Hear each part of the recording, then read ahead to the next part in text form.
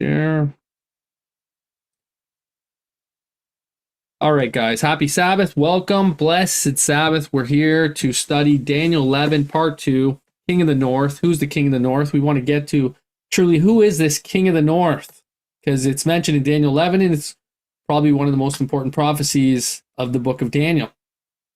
And we've been studying the book of Daniel quite frequently, and we want to really quite deeply here in the last few weeks, and we want to get into understanding these prophecies in their right light. We've looked at Daniel 7, Daniel 8, Daniel 9, Daniel 10, and broken these things down, and God has, I believe, brought us to a great understanding on this matter. But before we do, and we really get into the depth of this, let's ask our Father to be with us here.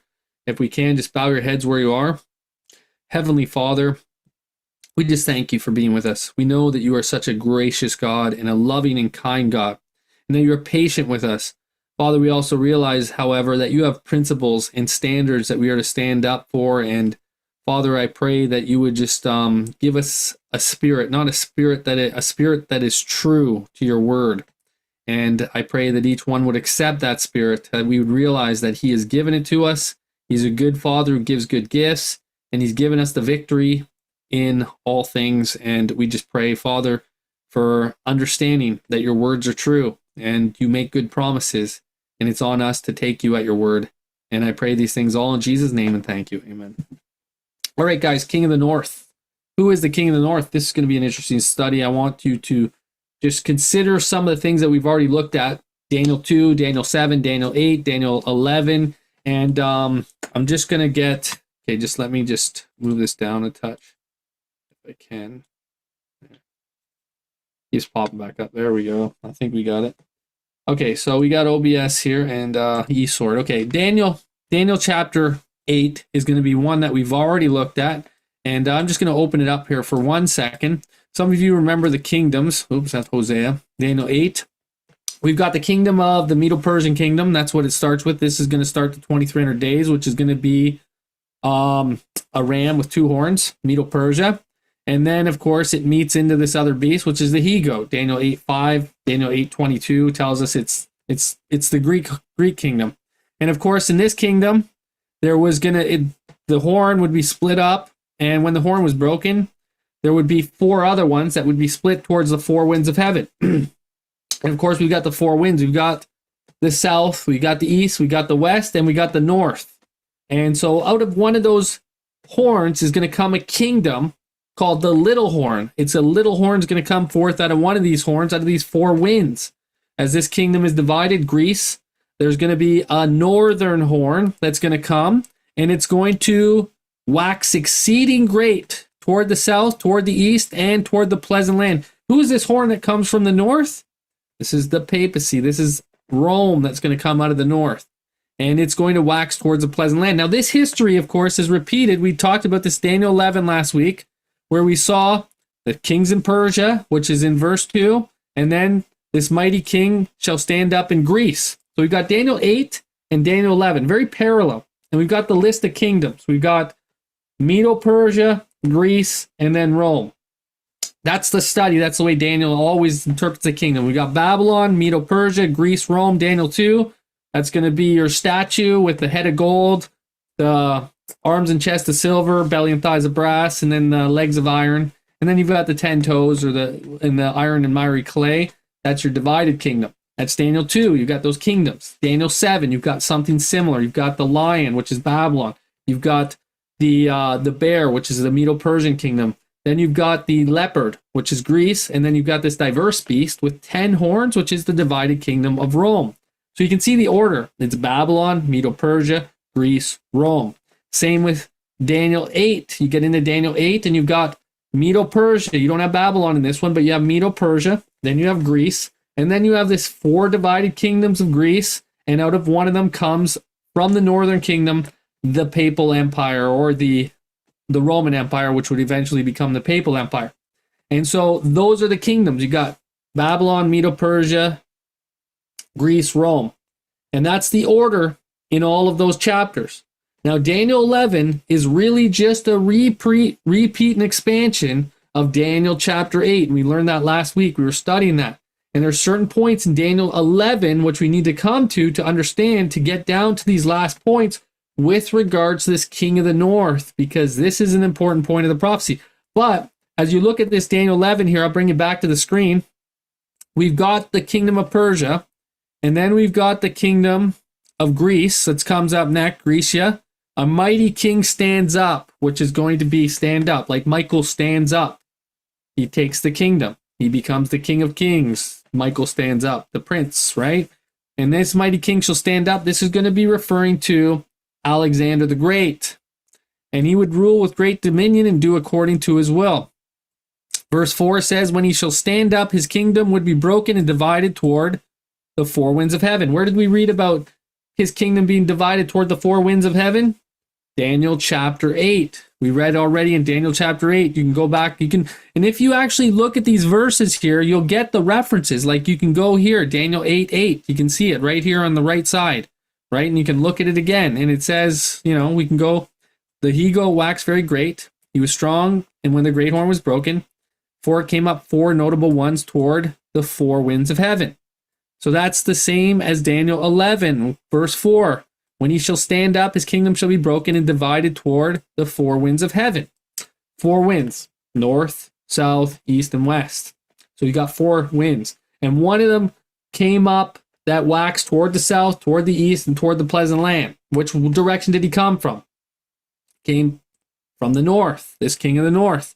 And so you'll see this in the book of Daniel, Daniel chapter 11. It's just repeating and expounding on this king of the north that's going to wax great, which is none other than the Roman Empire. So in verse 4, it says, not to his own posterity, nor according to his dominion which he ruled, talking about Greece. His kingdom shall be plucked up even for others beside those. And so it says the king of the south would be strong, and one of his princes shall be strong above him. And we went over a lot of this last week. I know there's lots we could do in regards to this, but this eventually, the northern kingdom became the Roman Empire. Now, I'm going to go down here to verse 29, and it says, at the time appointed, he would return and come toward the south, but it shall not be as the former or as the latter. Now, here we have this king of the north, and he wants to come toward the south. Verse 30 says, the ships of Chittim shall come against him. Therefore he shall be grieved and return and have indignation against the holy covenant. So shall he do, and he shall even return and have intelligence with them that forsake the holy covenant.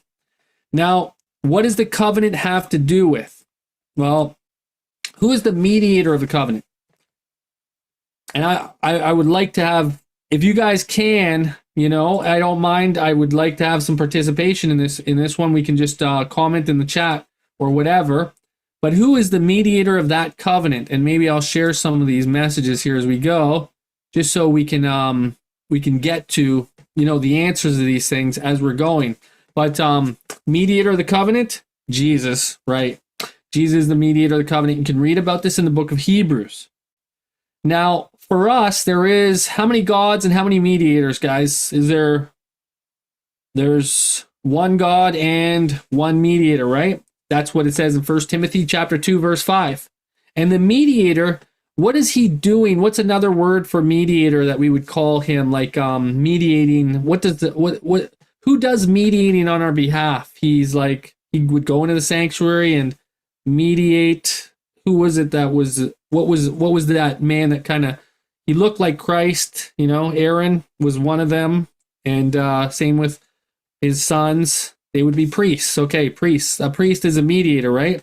The mediator of the covenant is also called the priest of the covenant, right? So this is your sanctuary. This is all part of the sanctuary message. So if you speak against the priest of the covenant, you're speaking against the holy covenant. All right? And that's what it says. I'm just going to open you a couple verses here. We'll go to the book of Hebrews chapter 7. Hebrews chapter 7. And we'll get down here talking about Jesus being compared to Melchizedek. Get to verse 18, and it says, there is verily a disannulling of the commandment going before the weakness and unprofitableness thereof. Actually, let's go down a bit more.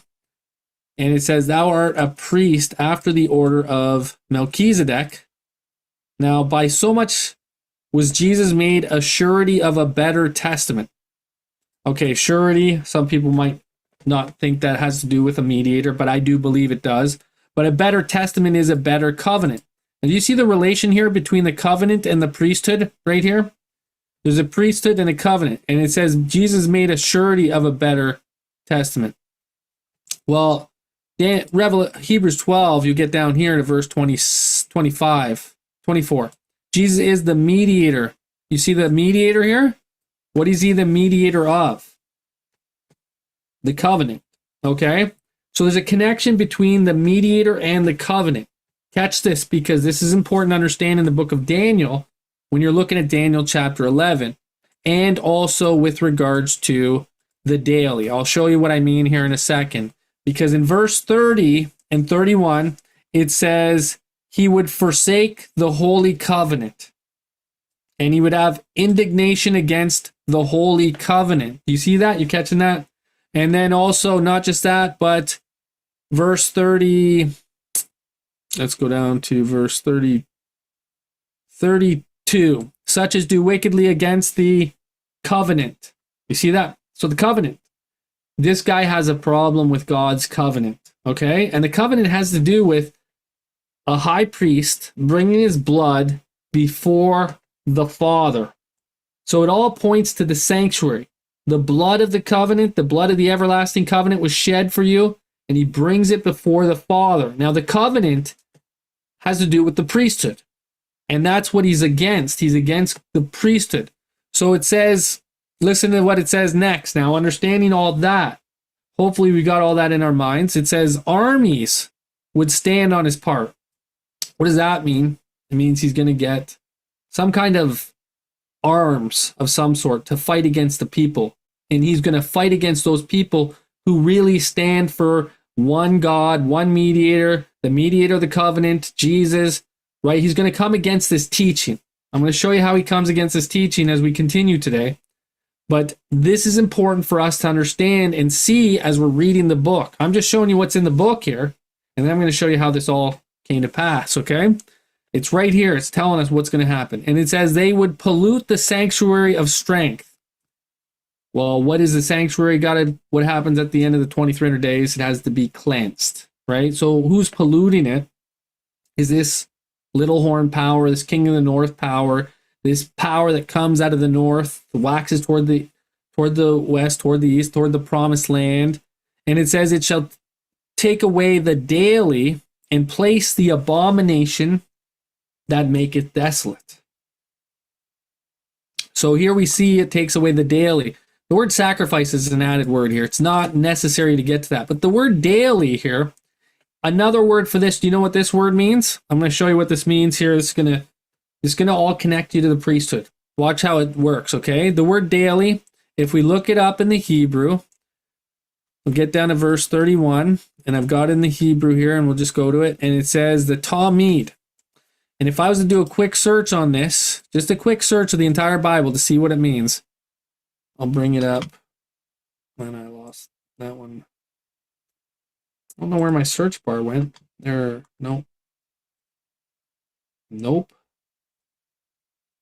Get a lot of stuff here open. I was hoping I could just get it out for you, but I've lost my search bar. Okay, let me try the search again. Oh, I think you know what happened? Is my eSword is acting up. There we go. It wasn't popping up. Okay. So now if we look up this word, Talmud, right, which is the word continual. It's daily right here. But you'll notice that it's used 103 times. You'll see it used like continually, right? Always is another word that's used for it. But basically, continual. The Lord is a priest continually. And you'll see that over and over again. It's the word continual. So the daily equals continual. You guys got that? Okay, I'm just going to write that down. And you'll notice it's always used in connection with the priesthood. Do you guys see that? How it's used in connection with God's priesthood? Now, what is Jesus? When we talk about the priesthood of Jesus, let's go back to Hebrews 7 for a sec. And it tells us something in regards to this priesthood. It says that he is, what does it say? He's a priest. What kind of priest is Jesus? Do you guys see what kind of priest he is right there? He's a priest continually, right? Continually. Now, when you look at the continual, you go to the book of Numbers, I'll show you something about the continual here. Numbers chapter 28, verse 4 and 5. The priest would go into the holy place daily. And it says, the one lamb shalt thou offer in the morning, the other lamb shalt thou offer in the evening. Okay?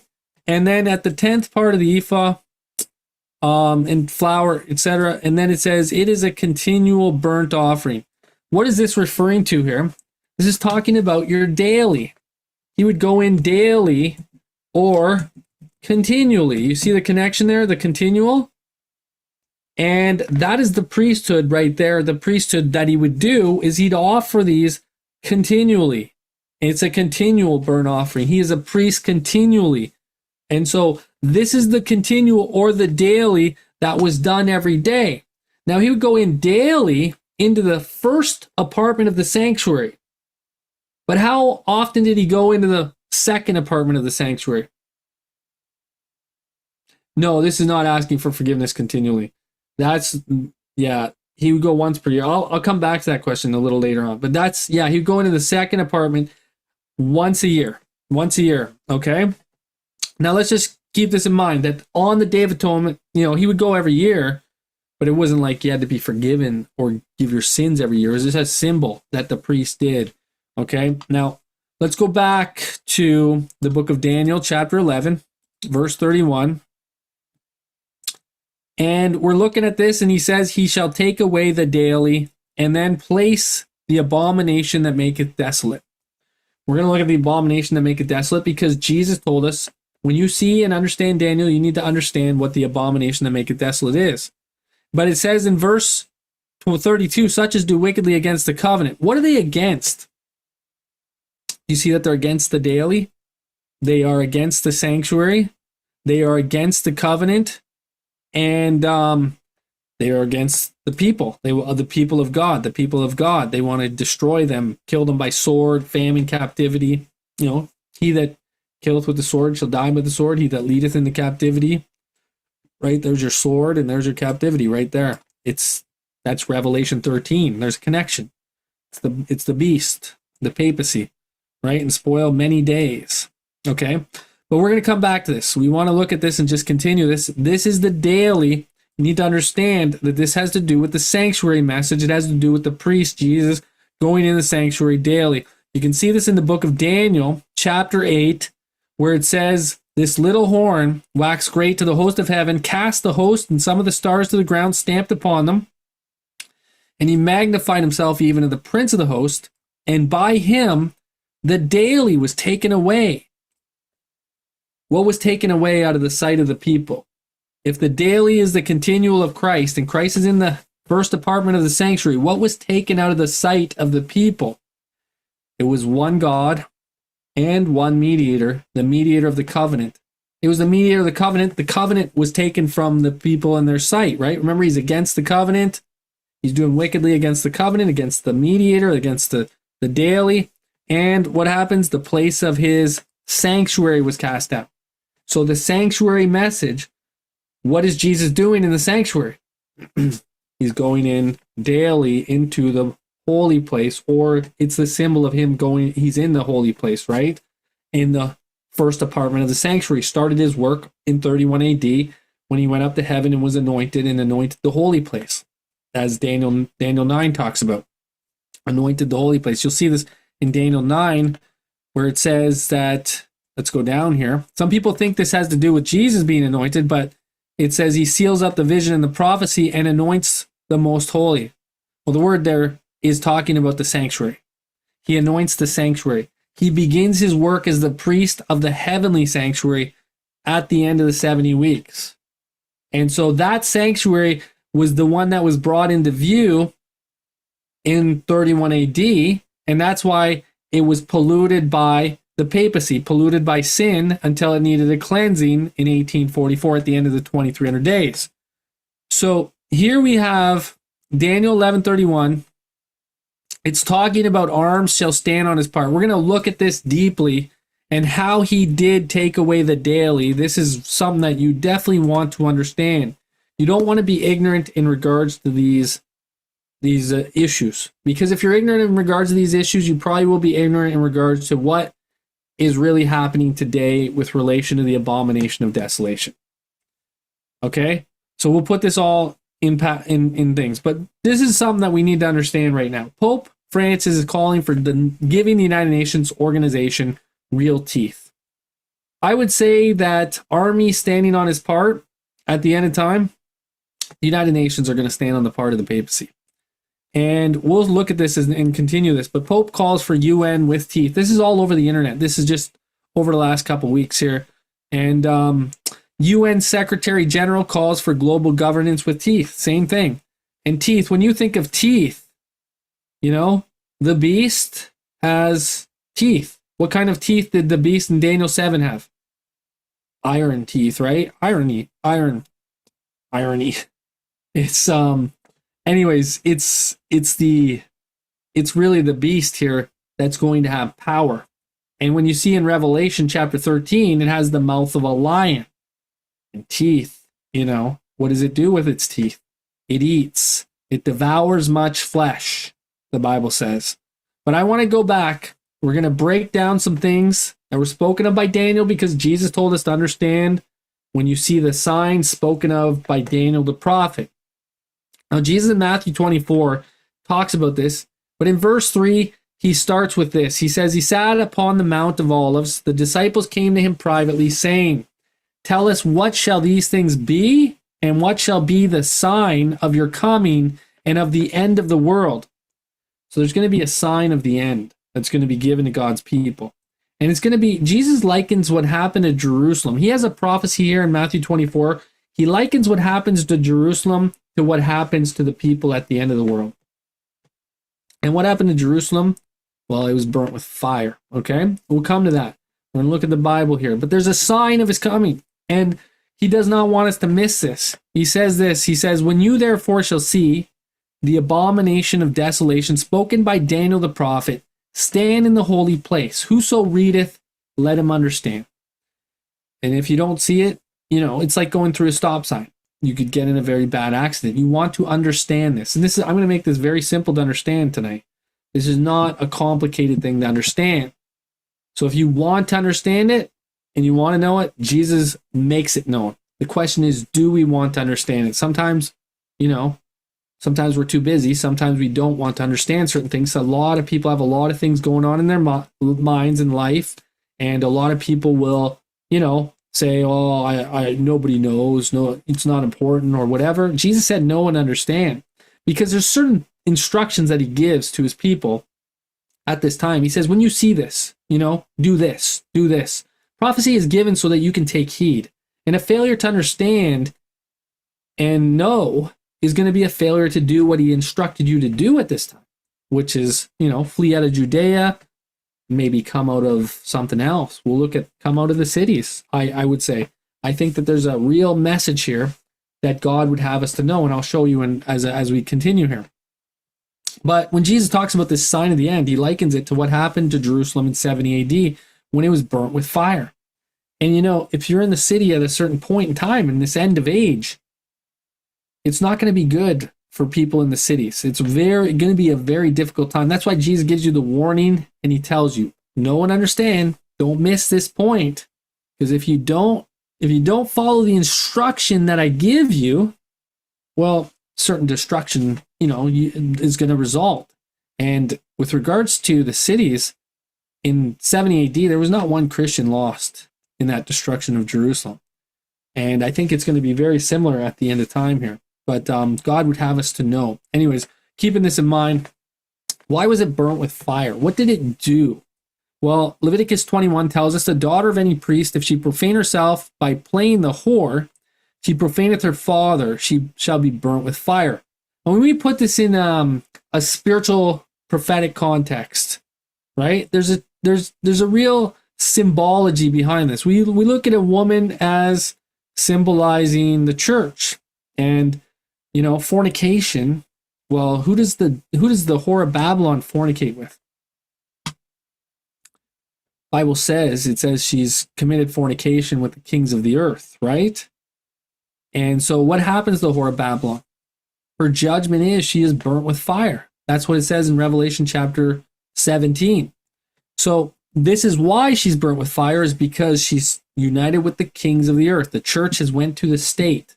Church and state union is something that we should understand as a judgment that causes her to be burnt with fire. So when Jerusalem was burnt with fire, it was burnt with fire because it said, we have no king but Caesar. They chose the world. They chose Rome as their king. And when they chose the Roman Empire as their kings and rejected Christ, they went to the state power and they used the state power to crucify and hang Jesus on a cross. And by doing so, this was what brought the judgment against her, was that union of church and state. Okay? So keep that in mind. Keep that in mind. Leviticus 21:9. She shall be burnt with fire. That's what the judgment was. But Revelation 17:16 says the 10 horns shall make her desolate. When you understand what the 10 horns are, Revelation 17:16 talks about a union of church and state. It talks about kings. I'm just going to open it up a little bit for you. I'm going to show you in the Bible here, just briefly, because we want to watch for an abomination that maketh desolate. And this woman, she's the mother of harlots and she's the mother of abominations. Okay, don't miss that point. And she's holding in her hand a cup full of abominations. And it's the overspreading of abomination that maketh desolate. That's what Daniel 9 says, okay?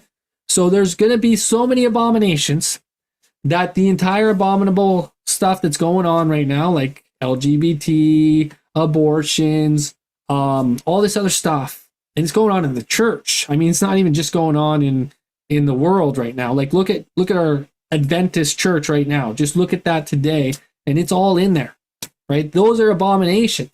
And this is what brings the judgments on the world, is when the church falls and the church turns to all these abominations. So we've got this mother church, which is the mother of abominations. And let's just go to verse 16 now. Keep this in mind. The 10 horns, which thou sawest on the beast. What are the 10 horns? Verse 12 tells us. The 10 horns, which you saw, are 10 kings. And what does she do with the kings? Let's go to verse 2. It says, with whom the kings have committed fornication, with the woman, right? The woman. I'll show you the judgment of the great whore. Why is she judged? Because she's fornicating with the kings of the earth. Okay? Church and state union. What does it bring? Verse, there's wine of her fornication, which is also mentioned as filthiness of her fornication, which is also mentioned as the blood of martyrs, which is in the cup. And this is all what comes from her fornication. Her church and state union is martyrs, death of God's people. So verse 16 says, the 10 horns which you saw on the beast, these shall hate the whore and make her desolate. Now there's your words right there that you're looking for. But you're looking for an abomination that makes desolate, right? And not only that, but it's going to make her naked as well. It says it makes her naked. What are the kings of the earth doing with her? They're fornicating with her. They're getting her naked. That's what it says right there. They make her naked. They make her desolate. And then what happens? She shall be burnt with fire. And what does Leviticus 21:9 talk about? We said if she plays the harlot, the daughter of any priest, she shall be burnt with fire. So this is the judgment for playing the harlot. And who did she play the harlot with? The 10 horns of the kings. So she's desolate because of going to the kings of the earth. The 10 horns, church and state union, is an abomination that makes desolate. Watch, I'll show you some more examples here. I want to go into the scriptures. I want to break this down. This is not something that should be overlooked, because a lot of people wouldn't even see what makes her desolate. They would just overlook it. But no, it's the 10 horns. It's the church and state union that makes her desolate. Ezekiel 16. Now remember Ezekiel chapter 8, 9? Some of you might. Talks about all the abominations in the temple. Then it talks about people crying and sighing for the abominations that are done in the church, and they were going to be the ones that receive the seal of God. But Ezekiel 16, he comes along and he says, Son of man, cause Jerusalem to know her abominations. In other words, let's make the church know what really is abominable. And a lot of people don't know what are abominations, but abominations, the church is causing and doing abominations. And what is one of those abominations? Let's go down a bit to verse 15. And it says, thou did trust in thine own beauty and played the harlot because of thy renown. So is playing the harlot an abomination? It is, right? How about playing the harlot with the kings of the earth? It's an abomination. How about with the 10 horns? It's an abomination that makes her desolate. You see? So the 10 horns make her desolate. Revelation 17:16. The abomination that make it desolate has to do with those 10 horns, which are the kings of the earth, which is basically, it's a church and state union. Okay? So when you're looking at what is the abomination that make it desolate, you have to understand it has to do with the church and state union. She's going to use the state power for something. She's going to unite with the state to do something. I'm going to share with you what this is and exactly what causes the desolation. Because the Bible gives us the answers. I'm not giving you private interpretation or anything like that. I'm giving you the Bible. I'm showing you the verses that actually tell us about these things, okay? So, fornication with the kings of the earth. Church and state union is an abomination. This is one of the abominations. Ellen White spoke about the sign of the end. She talked about a sign that would happen at the end, and it has to do with church and state union. She said when Protestantism or apostate Protestantism would stretch her hand across the gulf to grasp the hand of the Roman power, when she would stretch over the abyss to clasp hands with spiritualism, when under the influence of this threefold union, our country would repudiate every principle of this Constitution as a Protestant and Republican government and make provision for the propagation of papal falsehoods and delusions, then we may know that the time has come for the marvelous working of Satan and that the end is near. Now I'm going to ask you guys, I'm going to put you all on the spot right now, and hopefully somebody can answer me. But where does it talk about the sign of the end? What chapter? And I've already given the answer in this study, so I'm hoping that somebody will tell me. Where does it talk about the sign of the end? Matthew 24. Good. Good. What shall be the sign of your coming and of the end of the world? That was the disciples, right? Amen. Perfect. Okay. So what do you think she's talking about in this context here? Do you guys see the words right here up on the screen? That the end is near. She says, as the approach of the Roman armies was a sign to the disciples of the impending destruction of Jerusalem, so may this apostasy be a sign to us that the limit of God's forbearance is reached. So what's, according to Ellen White, she says that there's going to be a sign of the end. And what does that sign of the ending, what is it going to be? What is it going to be? Does it have to do with Rome, the papacy? It does, doesn't it? Now, this sign of the end that has to do with the threefold union, if this sign of the end has to do with the Roman power clasping hands with apostate Protestantism, then where in the book of Daniel do we find this sign? That's what we're going to look at tonight. Because Jesus said that this sign of the abomination of desolation was written in the book of Daniel, Matthew 24:15. And it's important not just to see it in the book of Revelation. I showed you in Revelation, but Revelation points you to Daniel, its sister book. The counterfeit Sabbath is part of what they use to enforce, yes, their authority. But there's a sign before that is given, and the sign has to do with the union and the assumption of power that is given to this power. And that's what the papacy does. And so it gives you a sign before it actually enforces the law. Listen, I'll show you a little bit more as we continue, okay?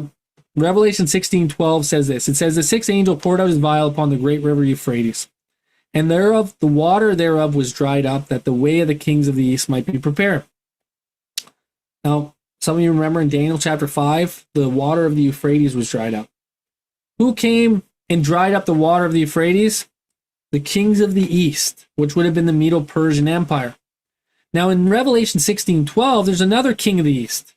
And you can see who this kings of the east is. I'm going to share with you what this symbolizes. But a lot of people are looking at the Middle East right now, and they're waiting for the drying up of the river. And when this dries up, they believe that this is going to be what is going to be the sign. But Ellen White called this a sign. You'll notice the threefold union. It's actually mentioned in Revelation 16. And I'm going to show you where this is mentioned. Let's go to Revelation 16 for a sec. Revelation 16, 12, 13, 14 tells us the sixth angel poured his vial upon the great river Euphrates, and the water thereof was dried up, that the way of the kings of the east might be prepared. And I saw 3 unclean spirits like frogs come out of the mouth of the dragon, out of the mouth of the false prophet, and out of the mouth of the beast. So we have threefold union here. We've got the beast, we've got the false prophet, and we've got the dragon. Spiritualism is the dragon, the beast is the papacy, and the false prophet is apostate Protestantism. And so when we're looking at this quote from Ellen White, and you go back here, she says, when Protestantism grasps the hand of the Roman power and reaches over to clasp the hand of spiritualism, under this threefold union, this would be a sign to us that the limit of God's forbearance is reached. Now, what happens when a river loses all its water? What's another word for this? Anybody know what that word is? It's in the Bible. When a river loses its water, it is left what? It's actually, the word is desolate. It's desolate. Now I can show you this. I'll show you, I think, I'm trying to think of one verse that I can come to mind. Joel chapter 1, I believe. Hopefully it has the word in there. I'm not sure if it does, though. I just have to double check. But desolate means empty. It's empty. The waters thereof are dried up. The rivers thereof are dried up. The fire burned the trees. I'm trying to see here. I know it says desolate in this chapter. Maybe it's chapter 2 where it talks about it. I was hoping I could show it to you quickly because I didn't want to go too far into this.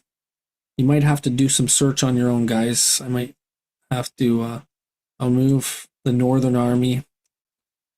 The land is barren and desolate. There you go. The land is barren and desolate. It means empty, right? I'm sure most of you would know that it means empty or desolate. So when we look at Revelation chapter 16, and we're looking at this river here, it's dried up. So what does that imply? Desolation, right? Desolation is here, okay? And so the abomination that maketh desolate has happened, and that has to do with the threefold union, which is the sign spoken of by Daniel. And you'll see the connections, okay? I'm just connecting some dots. Hopefully you're catching them all. There's a lot there. But when you see this, what is about to come is Jesus said, behold, I come as a thief. Where does he write about coming as a thief? What chapter is that in? And, he blesses he that watches and keeps his garments, watches, keeps his house, right? What chapter? Yeah, but particular chapter, there's talking about a thief. He's coming like, and they know not the hour, day or hour is coming, and all that other stuff is in the chapter. Revelation 3 is one of them. I would say that Matthew 24 is a big one, right? Matthew 24, you guys are familiar with that. Let's just connect this because we want to connect Revelation 16, the threefold union, to Matthew 24 because that's what Ellen White connected it to. She connected the threefold union to the sign of the end. So let's go to Matthew 24, verse 43. I think 43 would be good. Watch ye therefore. You know not what hour your Lord does come, but know this, that if the good man of the house had known in what watch the thief would come, he would not have watched and would not have suffered his house to be broken up. So he's definitely coming. Now, in verse 27, it tells us what direction he would be coming from. What direction is he coming from when he comes as a thief? You guys see what direction he's coming from there? I've got the verse highlighted. He's coming from the east. Okay, so let's go back to... I should have put that back to Revelation 16. And just keep that in mind because Revelation 16 tells you that the sixth angel pours his vial upon the river Euphrates, and the water thereof was dried up, that the way of the kings of the east might be prepared. And so then it says he's coming as a thief. Which way is he coming from? He's coming from the east. And so here we have this abomination that maketh desolate comes, which is spoken of by Daniel the prophet. It's also spoken of in Matthew 24. And this is spoken of in Matthew 24, the east. And that's, sometimes people call that the Eastern question. I don't think, sometimes I think we've lacked in our study of this issue though, and we don't let the Bible interpret itself. Now let me come back to Daniel 11 here. Daniel 11 talks about this as well. In verse 44, he says, tidings out of the east and out of the north shall trouble him. What's another word for tidings? Anybody know what that word is? It's It's the news. It's the news out of the east. And Jesus coming from the east. And so this has to do with his second coming. Now you go back to Matthew 24, and Matthew 24 is telling you in verse 15 that there's something spoken of by Daniel, the abomination of desolation. But right before this, he says this gospel of the kingdom would be preached in all the world. Now, what does the word gospel mean? Does anybody know what that means? It's the same word as tidings. It means news, but good news, right? So the good news, and what direction is it coming from? Verse 27, as lightning cometh out of the east. So where is this tidings coming from? Tidings is coming from the east. It's coming from Jesus, you see? And so the kings of the east might be prepared. And another example of this is Isaiah 45, and I'm not going to go, this is where I'm going to stop here, is this one part. Thus saith the Lord to his anointed, to Cyrus. Cyrus was the king of the Persian Empire. And that was when they conquered Babylon. They dried up the river Euphrates, and that was how they entered into the city. But Cyrus is only a type. It's only a type of a greater Cyrus, because the word here, anointed, is the word Meshiach. In Hebrew, it's Meshiach. In Greek, it means Christ. That's what this verse means. It means to his Christ, to Cyrus. So who is it talking to? Thus saith the Lord to Christ, to Cyrus, whose right hand I have holden, to subdue nations before him. Cyrus was only a symbol of Christ. You can look it up. It's Meshiach, or Messiah, which is the Christ. John 1. Okay? So that's talking about Christ. And Christ is coming from the east. The kings of the east, the Persian Empire came from the east. It dried up the river Euphrates, and that's a symbol of Jesus' second coming. It's all a symbol of Jesus' second coming. And that threefold union in the drying up of the river Euphrates is a symbol of drying up the Spirit of God. It's God's Spirit being withdrawn from the earth, like it was in the days of Noah. Matthew 24 again, right? So know this, that if the good man of his house had known what watch the thief would come, he would have watched and would not have suffered his house to be broken up. There's a connection to the thief and a connection to Revelation 16 and Matthew 24, right? We've been over all these verses and seen these things. I'm going to move on here a little bit. And I want to go into some other stuff regarding this man of sin. Now, 2 Thessalonians chapter 2, verse 3 and 4, it talks about a man. It says, this is what Paul says. He says, let no man deceive you by any means, for that day shall not come, except there come a falling away first, and the man of sin be revealed, the son of perdition, who opposes and exalts himself above all that is called God or that is worshipped, so that he is God, sits in the temple of God, showing himself that he is God. Now, here is Paul speaking of somebody who is in prophecy, and he's saying this man of sin who opposes and exalts himself above all that is called God. Now, where is this man written of? Where do we see a man who opposes and exalts himself above all that is called God? It's in Daniel chapter 11. And it says in verse 36 that this king would do according to his will. He would exalt himself and magnify himself above every god, speak marvelous things against the God of gods, prosper till the indignation be accomplished, for that is determined is done. It's talking about the papacy.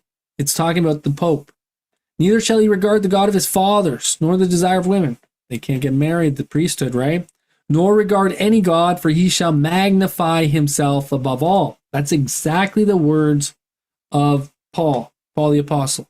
Of course, this king doing according to his will and exalting himself and magnifying himself, speaking marvelous things against the God of gods, he's going to do something else. I'm going to show you what this is in a second. We're going to get down to verse 38, 39.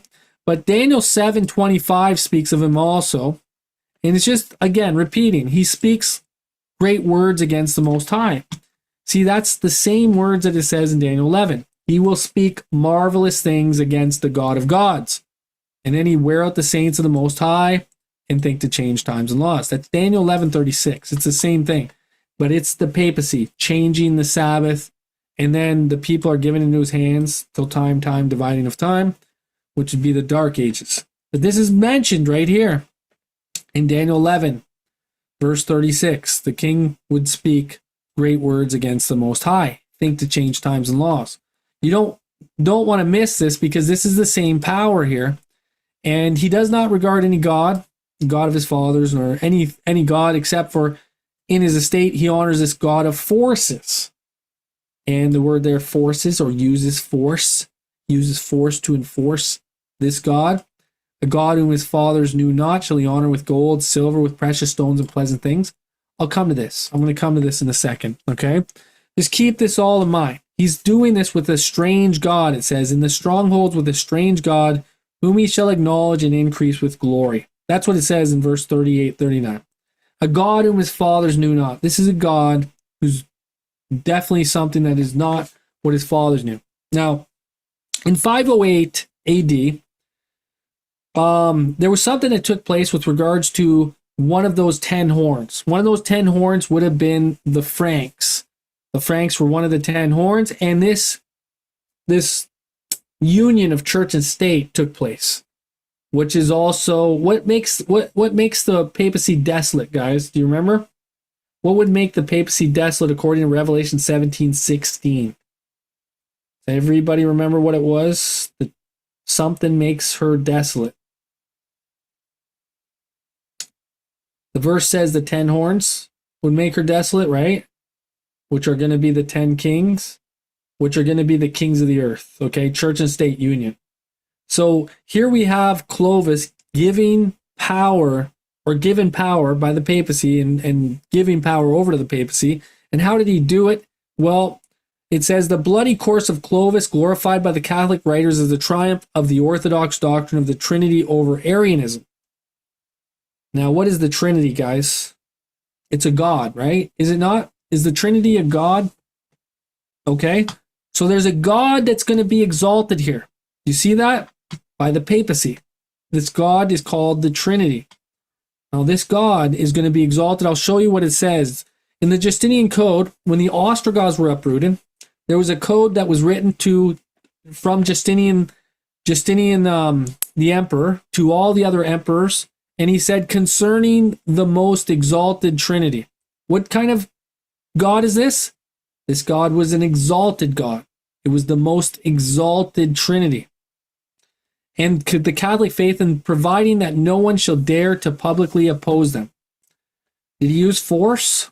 Do you think he used force to put away people who didn't agree with him? Now, in 508 AD, the Aryan tribe, which was non-Trinitarian, they were called Aryan tribes. They didn't believe in the Trinity. These tribes were forced out of countries. The Visigoths were forced into Spain. Most of them were uprooted and destroyed. And then, of course, in 538 AD, the Ostrogoth kingdom was completely destroyed, which brought the Justinian Code. This was the third of 3 tribes. They destroyed the Vandals as well. And out of these tribes, after these tribes were destroyed, there was this God that became highly exalted, and it was forced on the people, and the people were not allowed to worship any other God but this. In this code, it was said that if anybody should dare to worship any other God and worship any other way, they were to be forced out of the cities with relentless violence. That's what the code said. They were to be killed. They were not to be given any mercy. They killed the Ostrogoths. They killed the Vandals. They killed millions of people during the Dark Ages. Millions. And it was based on this worship of this God. This God was what they used to kill people. This is the code that was enforced in 538 AD until 1798, when its power was finally taken away. This is what the power was that took place. And it had to do with this God. And what does the Bible say about this God? Let's go to the Bible here. And it says, in his estate shall he honor the God of forces, a God whom his fathers knew not, shall he honor with gold and silver, with precious stones and pleasant things. How many people ever saw Abraham, Isaac, and Jacob speak of the Trinity? Did Abraham, Isaac, and Jacob, the fathers, know of the Trinity? Did they know the Trinity? How about David, King David? Does anybody ever see David speak of the Trinity? Moses speak of the Trinity? Any of the prophets speak of the Trinity anywhere? This is really the only prophet that did speak of the Trinity, and it was Daniel.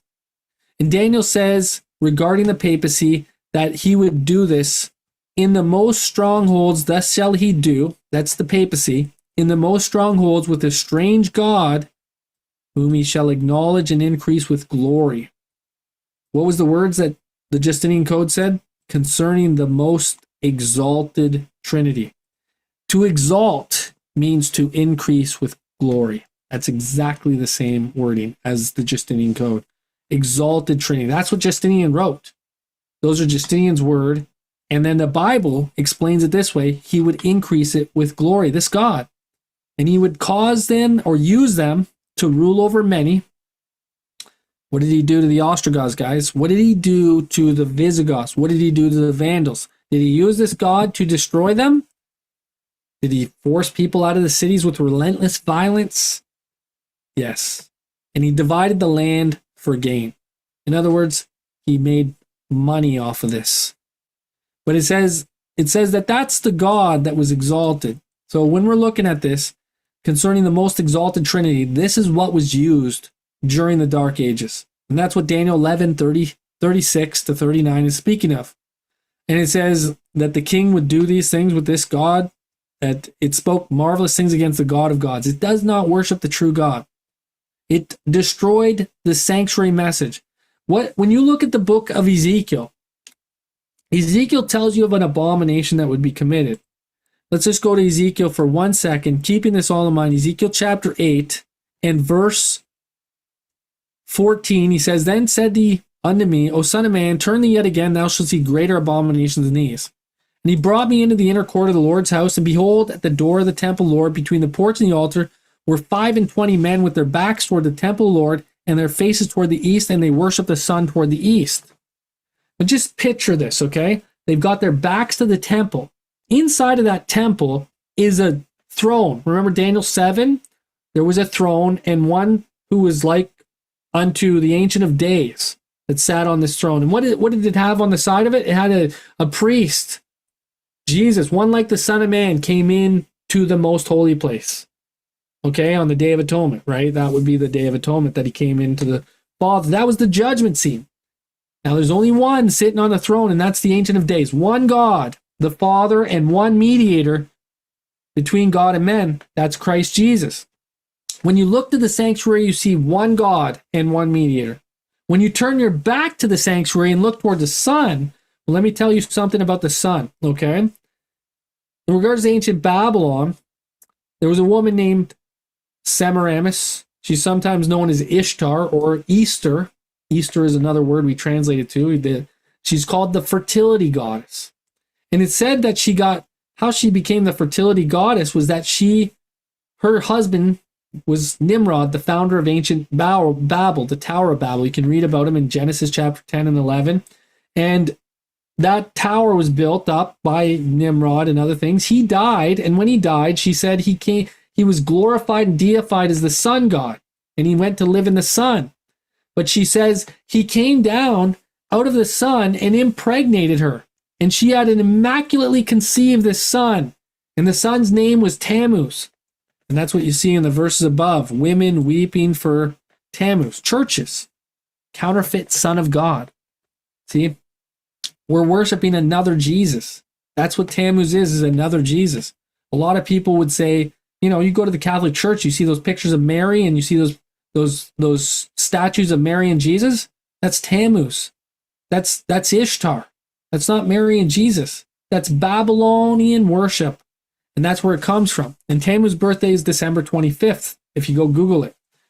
Yeah, thank you for sharing that. And so, anyways, this is an abomination. But this is the further abomination is to turn your back to the temple and worship this other God. So the overspreading of abominations brings the judgment. Ezekiel 9:4 tells us that the glory of the God of Israel was gone up. Spreading of abominations makes it desolate. And abominations make desolate. And then the judgments come. Go through the city and smite Jerusalem. We're in the time where we're about to see judgments coming on the church. We are so close to that time. But let me keep going here. I want to keep going a little bit regarding this. This is the strange God. This is the counterfeit worship system.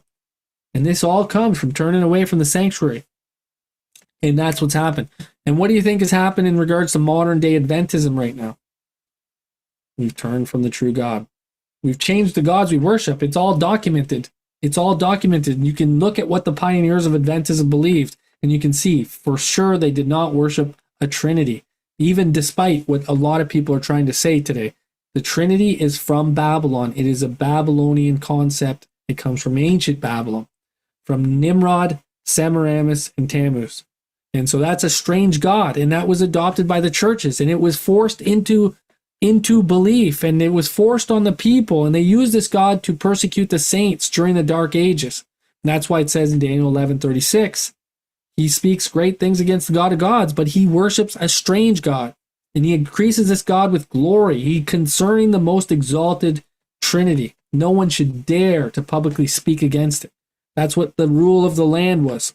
But anyways, in Great Controversy, page 50, she talks about the papacy, this man that does according to his will, the man of sin. And you'll see that it says this compromise between paganism and Christianity resulted in the development of the man of sin foretold in prophecy as opposing and exalting himself above God. That gigantic system of false religion is a masterpiece of Satan's power, a monument of his efforts to seat himself upon the throne to rule the earth according to his will. And so I want you to notice the words according to his will. A lot of people don't realize that this is speaking of this same man in Daniel 11:36. And I want you to catch this, okay? It says, the king shall do according to his will.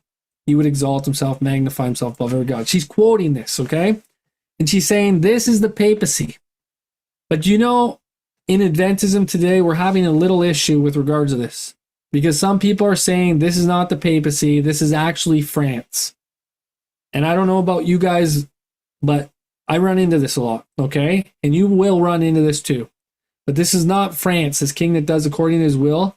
It's not France. It's the next power after the Grecian Empire. It's the king of the north. It's the papacy. And this king is none other than, he exalts this strange god. This is the Trinity. So why is Adventism trying to take us and redirect us off of these things today? Well, they do have some quotes from Uriah Smith and others that they go by, but I think that it's important for us to let the Bible interpret itself. Sometimes I will say Uriah Smith is right on in many, many respects, okay? And he even got it right with the Trinity. But with respect to this point here, he missed the boat. And he left off in regards to Daniel 11:36 onwards, and he doesn't get the full understanding of it. And with me, I go with Ellen White. I say this is the man that does according to his will is the papacy. Uriah Smith goes over here and he says it's France. And from verse 36, verse 37, verse 38, verse 39, verse 40 to 45 onward, I don't agree with Uriah Smith. Once he hits verse 36, I take another path, right? And I know a lot of people think that, you know, Uriah Smith wasn't wrong. He was wrong. Ellen White says the man that does according to his will is the papacy, or is the papacy. This is who it is, the king that exalts himself. This is the king that does according to his will. Great Controversy, page 50, paragraph 1, right? That's who it is. But it's not what's written in Daniel and the Revelation. I know some people think that, you know, David, you're wrong, but a lot of people I don't think have looked very closely. I don't think they look very closely. Sometimes they're like, this book's got to be right because Ellen White actually recommended the book. That's not how things work. You know, she recommended books from Sunday keepers that had stuff that was contrary to the gospel even in them. That doesn't mean that it's infallible because she recommended it, you know? Anyways, I'm going to keep going. I'll come back to that point a little bit more. I think I'll just briefly talk about it. But no, it wasn't infallible. Even Willie White and Uriah Smith went back one day and corrected over 300 errors in that book in one day. And it's documented. It was not, you know, total infallibility or anything like that. That's definitely not how it works, okay? Daniel is talking about these powers, and you'll see James White, he talks about it. He says, look, it's going to be Babylon, Medo-Persia, Greece, Rome, and all these chapters. And then suddenly we've got Medo-Persia, Greece, Rome, and Daniel 8. And then we've got Medo-Persia, Greece, and then France and Turkey. That's Daniel 11, it's totally missed the mark. No, that's not right. But anyways, let's come back here. Just keep these words in mind. Look at the Bible. He exalts himself and magnifies himself above every god, speaks marvelous words against the God of gods. Daniel 7:25, he speaks great words against the Most High. It's the papacy. This is the one who does according to his will. It's the papacy. And Daniel 11:40 continues on. And it's important for us not to miss these points, because what we're going to get to is what happens in the next verses. And I'm going to talk about this tomorrow in even greater detail and go into CBDCs and other things like that are coming. But anyways, verse 40, at the time of the end shall the king of the south push at him, and the king of the north would come against him like a whirlwind, with chariots, with horsemen, and with many ships, and he'd enter into countries and shall overflow and pass over. Now let me show you something from the Bible here. I want to show you some points in regards to the Bible about the king of the north coming like a whirlwind, and how this is a symbol of the abomination of desolation. Just go and look at our Bibles. Matthew 24.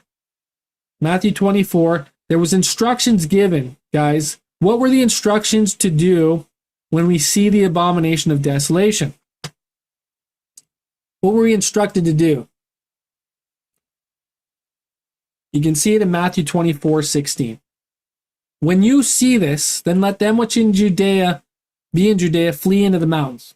When you see the 10 horns make her desolate, flee out of Babylon.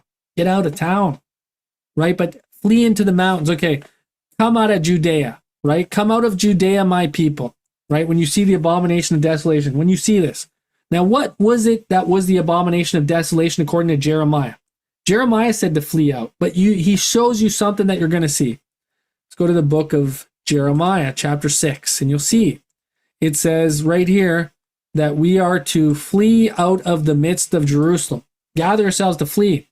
Why? Because there's something that you can see. It's a sign to you as God's people to understand and know, when you see this, come out of her, my people. And so it says, blow the trumpet in Tacoma, set up a sign of fire in Bethakram, for evil appears out of the north and great destruction. There's your sign right there. Has to do with the king of the north. And he's doing something. What is he doing? Well, evil appears out of the north. Did Daniel write about this? Daniel wrote about a king of the north. But this king, if we go back to the book of Daniel, let's go back to Daniel 11, verse 40, and read this again. It says, at the time of the end would the king of the south push him, the king of the north would come against him like a whirlwind, with chariots, horsemen, and many ships. When we see the papacy gathering armies, what is this a symbol of? The armies, the world, they're getting chariots, horsemen, many ships. Revelation 17, 10 horns. It's the 10 horns. It has to do with the 10 horns. That's armies, horsemen, chariots, ships, getting armies. Armies would stand on its part, right? That's like what happened in verse 31. In 508 AD, armies would stand on his part, and this 10 horns, which included France, maketh desolate. Okay? Same thing in verse 40. Armies stand on his part. Chariots, horsemen, and many ships would stand on his part. And this is the 10 horns that make her desolate. Now, he would enter countries and overflow and pass over. Let's just take a look at this a little bit more. Daniel 11:40. We want to know the king of the north coming like a whirlwind. Let's go back to Jeremiah for a second. Jeremiah chapter 6. So it says, when we flee out of the midst of Jerusalem, we're going to see the king of the north coming. And he says, I've likened the daughter of Zion to a comely and delicate woman. Revelation chapter 12 will give you some identity of who the army would come. Army, 10 horns. Does the dragon have 10 horns in Revelation 12? He does. The 10 horns coming and making war and surrounding Jerusalem, the woman, the mother of us all. That's a symbol to us to flee out of Judea. I'll come back to that. But Jeremiah chapter 4, it says, set up the standard toward Zion and stay not, for I will bring evil from the north and a great destruction. Now, evil from the north.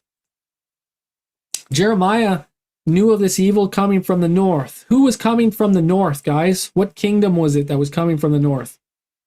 Is it talking about Turkey? Not Turkey, right? It's Babylon. Okay, Babylon. When we read about Babylon, we read about Babylon and the 10 horns make her desolate. We read about the abomination of desolation in Revelation chapter 17. So this mother Babylon, church Babylon, is going to do something very similar at the end of time. She's going to gather something. Let's go down to, well, let's read verse. What's he going to do? Make your land desolate. Your cities shall be laid waste without an inhabitant.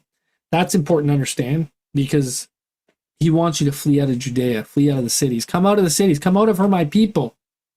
We don't want to miss this sign. When we see the 10 horns getting power over the papacy, we don't want to miss this. And if we don't get the sign, if we wait till the Sunday law comes and it's all enforced, is it too late? Or do we want to see the sign before that happens? Would you not want the sign before all that is enforced and the destruction comes, right? You want to know, out of the city. That's your sign. Get out of the city, right? You don't want to miss this. But look at verse 13. Behold, he shall come up as clouds, and his chariots shall be as a whirlwind. His horses are swifter than eagles. Woe to us, for we are spoiled.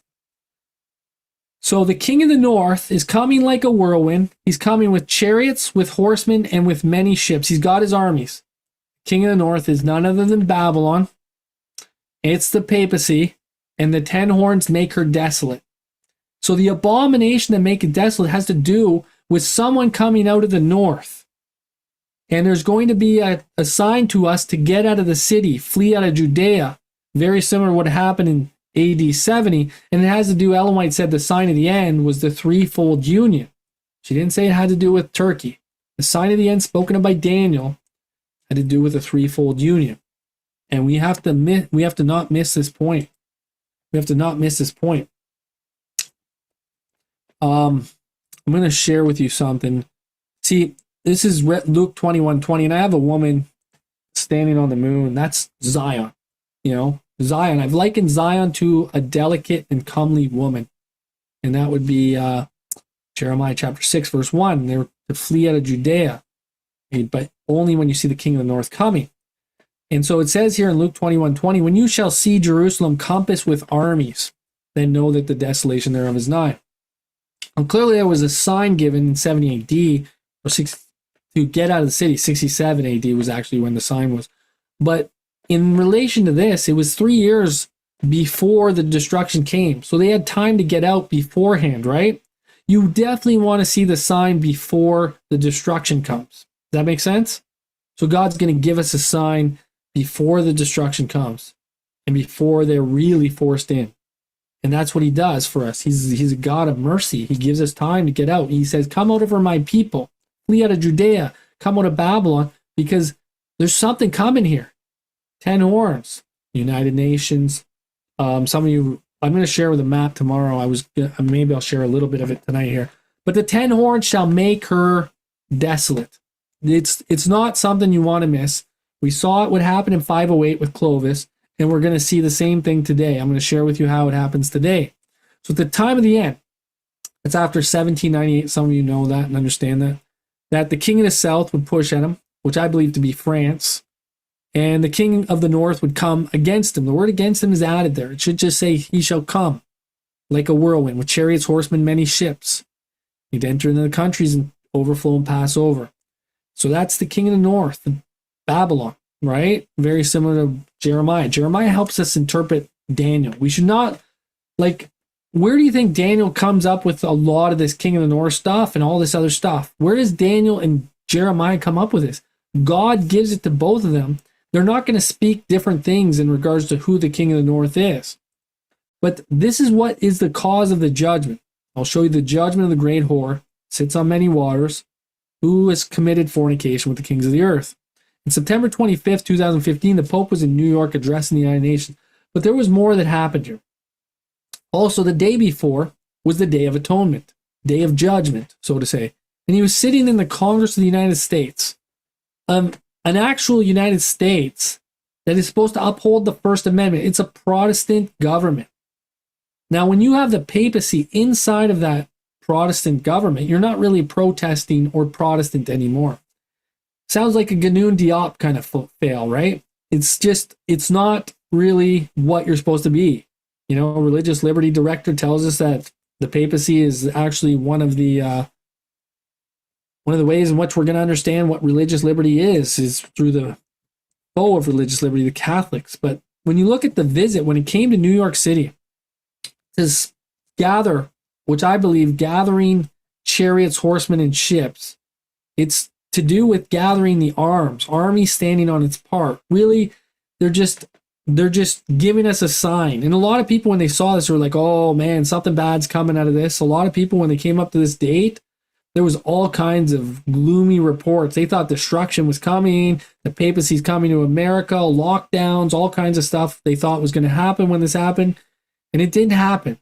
It's very similar to what happened in 67 AD. There was the sign, the flag was raised. And this is what happened on this day, was the papal flag was raised by the United Nations. They were recognized again as a power that had power over the kings of the earth, basically. They raised the flag in the United Nations. But it calls this trip a whirlwind New York visit. You see that in that Catholic New York, it was called the whirlwind New York visit. There's a reason for that, because he's doing the very thing. He's coming like a whirlwind. It's not just that one, not just Catholic New York, but also Pittsburgh Post-Gazette tells us it's a whirlwind visit from Pope Francis. The CBS News New York, down at the bottom left, it says Pope's whirlwind New York tour, right? That's what they were talking about when he came. He's like a rock star that came to New York City. And that's what they thought, is that this is the greatest thing ever. But really, he's gathering armies. He's gathering chariots. He's gathering horsemen. He's gathering ships. He's gathering the United Nations at 10 horns to work on his part, to impose an agenda which is going to come down to eventual Sunday laws. It's an assumption of power that's going to lead up to Sunday laws. So Sunday laws are all coming out of this. But the assumption of power was here. And it's just getting teeth now. It's about to start to really ramp up, right? But again, Pope Francis in the U.S. in pictures. This is the Telegraph. It tells us Pope Francis spent a whirlwind U.S. visit. See the same words right there, right? Same with this one, Eyewitness News 7. Pope Francis whirlwind visit to disrupt transportation. Whirlwind. Armies, 10 horns, abomination of desolation. It's what it is. It's when you see the King of the North coming, flee out of Judea, come out of the cities. Because if you ever saw and understood the UN Agenda 2030, you'd know why God gives you a call to come out of the cities. You'd know why you shouldn't be in the cities right now. And if you are, this is your call. Come out over my people, because it's going to be too late very soon. But anyways, Access WDUN. Pope Francis makes big impression in whirlwind visit to New York City. Highlights of Pope Francis' visit to the United States. New York Times, a whirlwind papal journey. Concludes, a whirlwind papal journey. Whirlwind. He shall come as a whirlwind. Horses, chariots, horsemen. He's gathering them. Pope's whirlwind New York tour comes to an end. Whirlwind tour. Pope Francis begins 39-hour whirlwind visit to New York City. Whirlwind visit.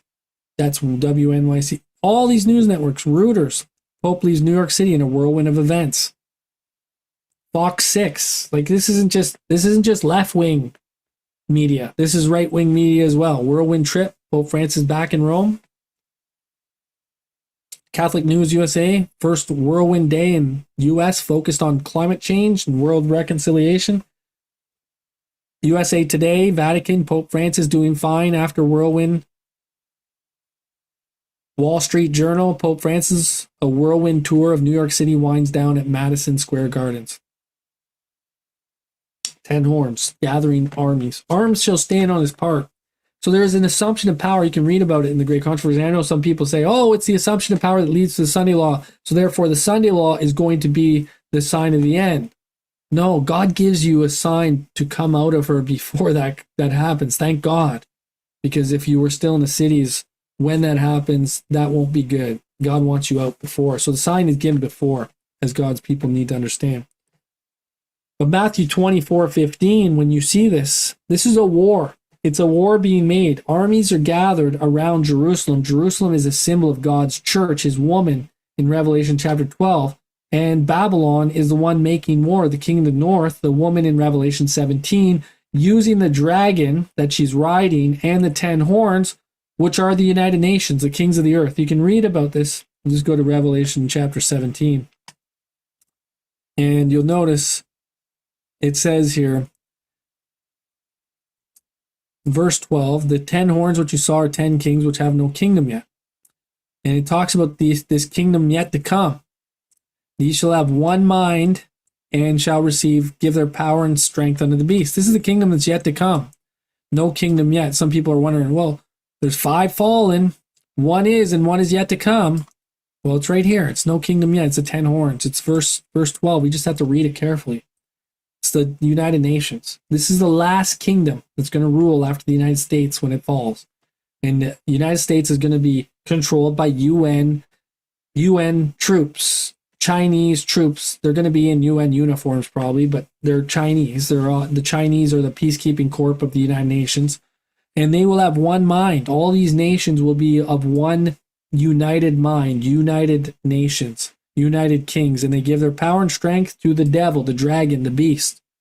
You know, you go to the United Nations headquarters and you'll have right in the middle of it Lucifer's trust, the dragon's trust. The dragon is the center of the United Nations. These shall make war with the Lamb. The dragon makes war with the woman. How does he make war? He's got to have armies stand on his part. Arms stand on the papacy's part. So there's a war. When you see armies surrounding Jerusalem, know that the desolation thereof is nigh. That is what it has to do with. So when you're looking at Daniel chapter 11, and I'm going to go into more detail tomorrow, so don't miss tomorrow's meeting because we're going to get into the economic factors that have to do with what's coming. Because there's an economic collapse coming. It says it right in Daniel chapter 11, talking about who has control of this. Let's go to Daniel 11 for a sec. And verse 43, it says, he shall have power over the treasures of gold and of silver, and over all the precious things of Egypt. Symbolic, and I'll explain what it is, but no man might buy or sell, save he that had the mark or the name or the number of the beast. It has to do with buying or selling. And somebody's going to be in control of the economy here at this latter day. And it's not Turkey, as some people believe. It has to do with the papacy.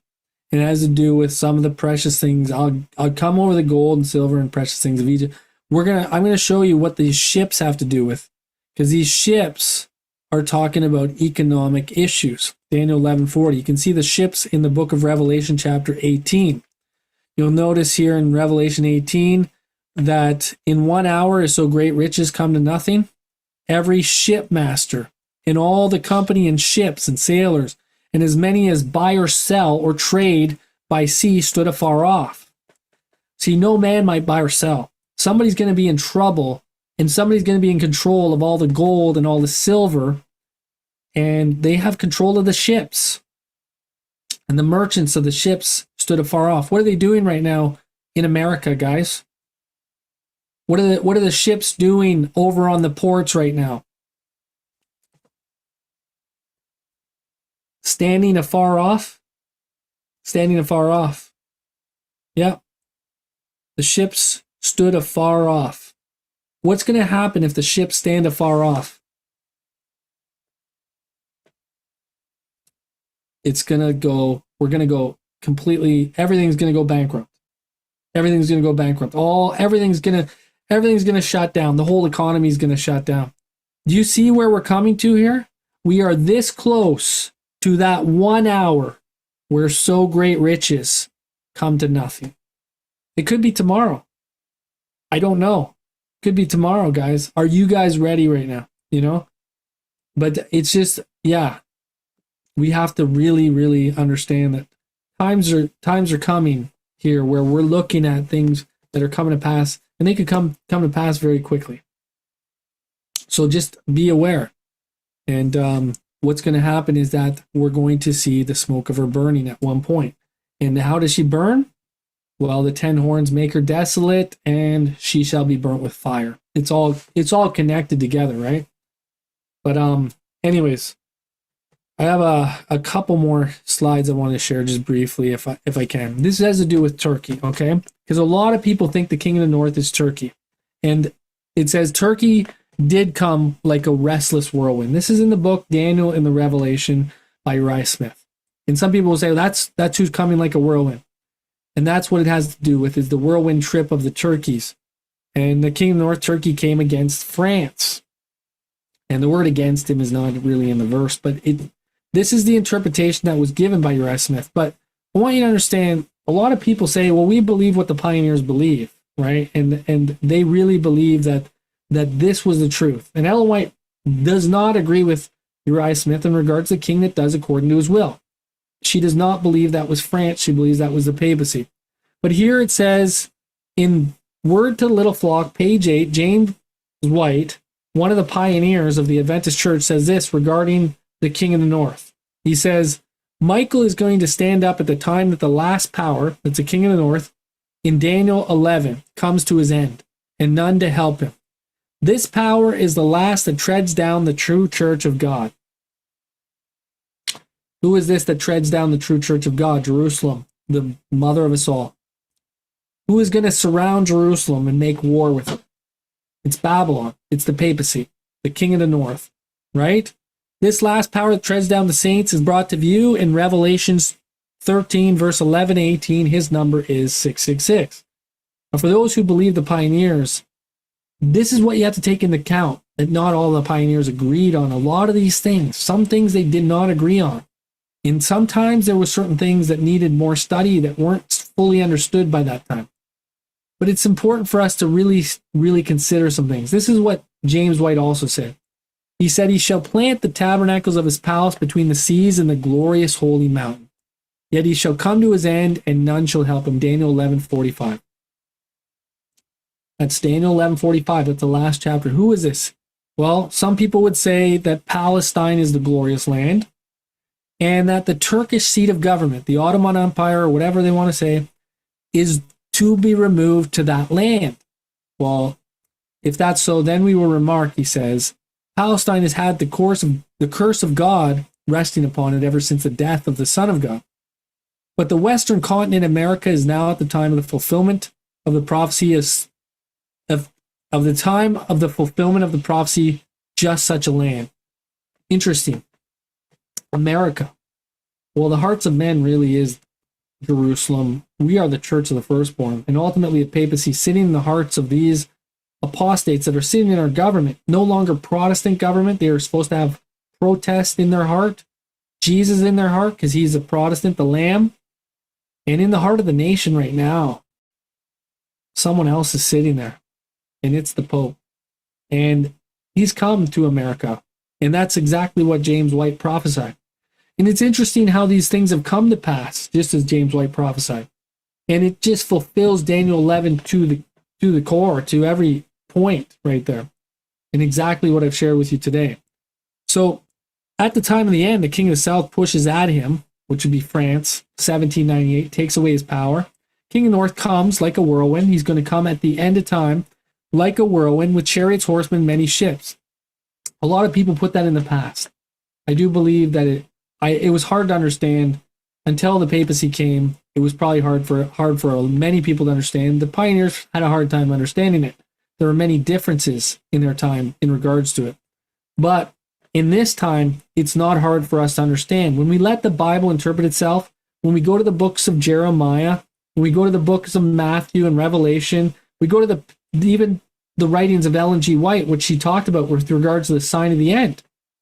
She said the sign of the end has to do with the threefold union.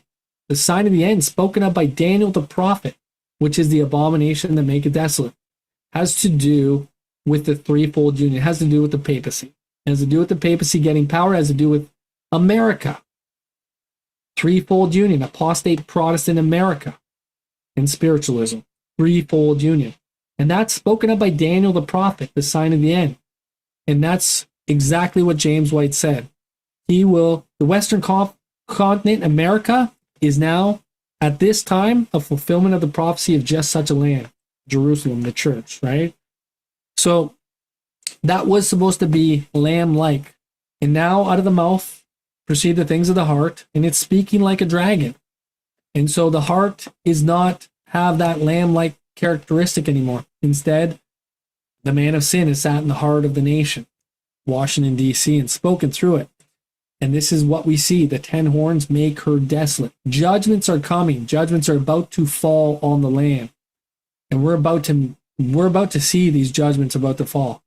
It's very, very close right now. But we need to understand. If we don't see it, we don't know it, we don't understand it, we won't know what our instruction is. Flee out of Judea. Come out of Babylon, my people. Come out of her, my people. When you see the 10 horns, make her desolate. We're going to miss out on this last prophecy. It's something that's important for God's people. And a lot of people are looking to the Middle East for a lot of prophecy right now. What does the Sunday keepers look to in regards to trying to find and fulfill prophecy right now? Do they look to what's happening with the papacy? Do they look what has happened with regards to their prophecy and their prophetic eye? They're looking at what's happening in Jerusalem below. And when they applied the books of Amos, Joel, Daniel, Ezekiel, Jeremiah, and they look at all these books, and now Daniel, would they apply those books to what is happening in regards to the church? Ellen White said, mark this point with care. The abominations that are done are going to be done in the church. Jerusalem is a symbol of the church, not a symbol of Jerusalem over there in the Middle East. And so this is why the papacy has sent the Jesuits in to redirect our minds with regards to prophecy, including prophecy, preterism, futurism, these types of prophecy, moving the 70 weeks to the future, moving the 70 weeks to the past, moving all the 2,300 days to the past, trying to redirect your mind away from the papacy. The papacy is the central figure of Daniel 7, Daniel 8, and Daniel 11, and Revelation 13 and Revelation 17, and furthermore, it's the main character prophecy. It is Satan's masterpiece.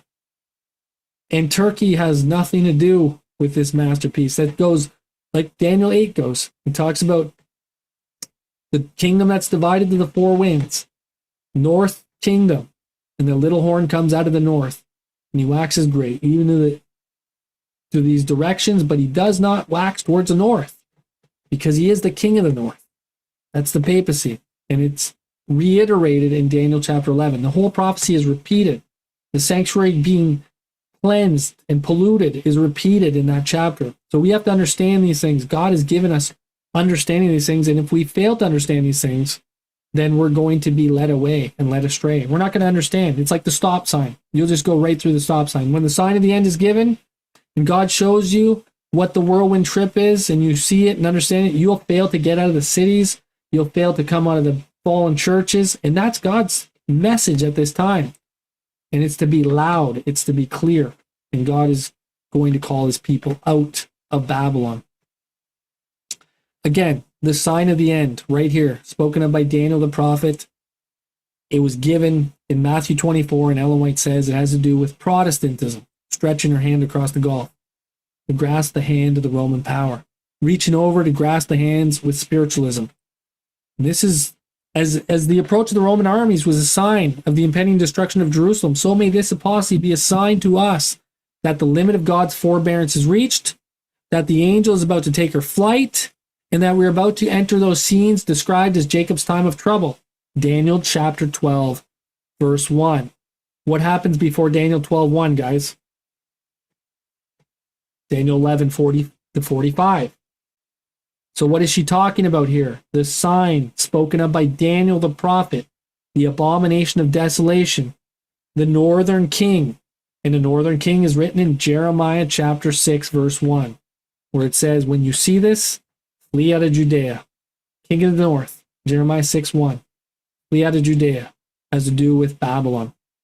And that's Jeremiah 6, verse 1, 2, 4 chapters. All these things, you put them together, and they can be easily understood.